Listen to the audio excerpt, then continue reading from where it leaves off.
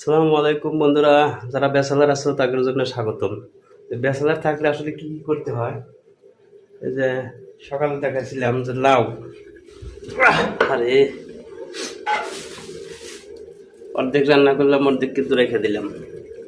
আচ্ছা, তারপরে দেখাবো, এই দেখো চিংড়ি মাছ।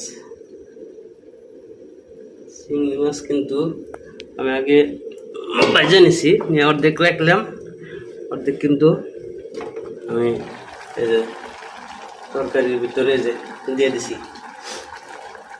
আমার কিন্তু তরকারি রান্না হওয়ার প্রায় হলো, কষাইতেছি আর কি বলতে পারলে। ভাত হয়ে গেছে, যে ভাত হয়েছে। এখানে আরো অনেক কিছু আছে, আমার বাজার একদম ঠিক মহিলা মানুষ আমার মতো পারবো না আসলে। যে শৈলের পাতা আনছি, চিংড়ি মাছ, লাউ, শৈলের পাতা দিয়ে কিন্তু অনেক সুন্দর মজাদার একটা রান্না, যেটা কিন্তু হয়ে গেছে। আমি এই যে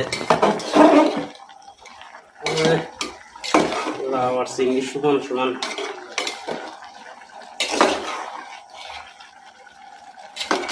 চিংড়ি মাছ খাওয়া যায়, কত ওষুধ খাওয়া একই কথা।